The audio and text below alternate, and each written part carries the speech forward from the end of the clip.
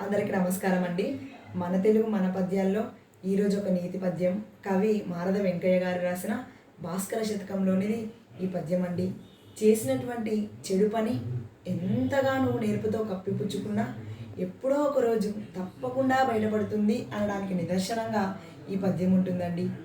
మరి ఆ పద్యం చేసిన దుష్ట చేష్ట అది చెప్పక నేర్పున కప్పిపుచ్చి తా మూసిన ఎంతటన్ బయలు ముట్టకయుండదెట్లు రాగిపై ఊసిన బంగారం చెదరిపోవడంగిన నాడు నాటికిన్ దాచిన రాగిగాన పడదాం జనులెల్లరెరుంగరా భాస్కరా జనులెల్లరెరుంగరా భాస్కరా. చేసినటువంటి చెడు పని ఎప్పుడో ఒకరోజు తప్పకుండా బయటపడుతుంది.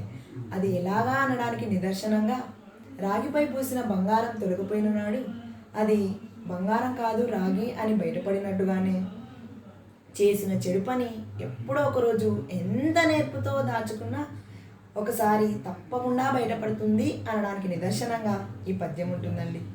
అందరికీ నచ్చుతుంది అనుకుంటున్నాను. ధన్యవాదాలు.